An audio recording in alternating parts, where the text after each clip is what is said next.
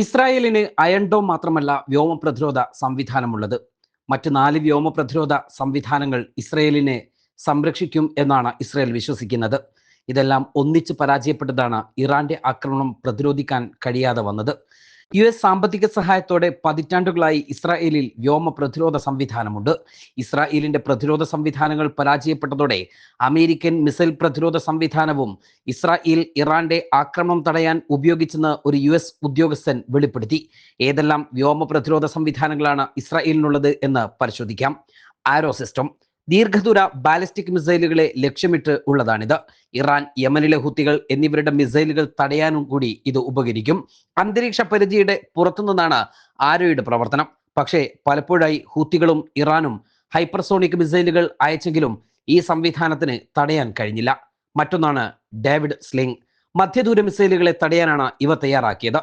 Hamas, Hezbollah പോലുള്ള തൊട്ടടുത്തുള്ള രാജ്യങ്ങളിലെ മിസൈലുകൾ തടയാനാണ് ഇവ ഉപയോഗിക്കുന്നത്. മൂന്നാമത്തേതാണ് പേരുകേട്ട അയൺ ഡോം. അയൺ ഡോം ഏറ്റവും കൂടുതൽ ഉപയോഗിക്കപ്പെടുന്ന സംവിധാനമാണ് ഇസ്രായേലിനുള്ളത്. ഹ്രസ്വദൂര മിസൈലുകളെയാണ് ഇത് പ്രധാനമായും തടയുക. സ്ഥാപിച്ച ശേഷം ആയിരക്കണക്കിന് മിസൈലുകൾ തടഞ്ഞ് കഴിവ് തെളിയിച്ചതാണ് അത്. ഹമാസിന്റെ ആക്രമണങ്ങൾ ഏറെ തടഞ്ഞതും അയൺ ഡോം തന്നെ. എന്നാൽ ഈ അയൺ ഡോമും മറികടന്നാണ് ഇറാന്റെ മിസൈലുകളും റോക്കറ്റുകളും ഡ്രോണുകളും ഇസ്രായേലിലെ ഹൈഫയിലും ടെലവീവിലും പതിച്ചത്. നാലാമത്തേതാണ് അയൺ ബീം. ലേസർ അടിസ്ഥാനമാക്കി പ്രവർത്തിക്കുന്ന സംവിധാനമാണത്. ഇതുവരെ അയൺ ബീം ഇസ്രായേൽ പ്രയോഗിച്ചിട്ടില്ല.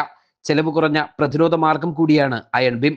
ഇപ്പോഴും ഇതിന്റെ നിർമ്മാണം പൂർത്തിയായിട്ടില്ല എന്നതാണ് ഇതിന് കാരണം. അയൺ ഡോം $20 ലക്ഷം ചെലവാക്കി മിസൈൽ തടയുന്നതിന് പകരം അയൺ ബീമിന് $500,000 ചെലവിൽ നിർവഹിക്കാൻ കഴിയും എന്നതാണ് അയൺ ബീമിന്റെ പ്രത്യേകത. എന്തെല്ലാം പ്രതിരോധ സംവിധാനങ്ങളുണ്ടെങ്കിലും ആ പ്രതിരോധ സംവിധാനങ്ങളെല്ലാം മറികടന്നുകൊണ്ടുള്ള സാങ്കേതിക സംവിധാനത്തിലൂടെയാണ് പുതിയ മിസൈലുകൾ ഇറാൻ പുറത്തുവിടുന്നതും പരീക്ഷിക്കുന്നതും എന്നതാണ് അയൺ ഡോമുകളെയും പ്രതിരോധ സംവിധാനങ്ങളെയും നിഷ്പ്രഭമാക്കുന്ന കാരണങ്ങൾ.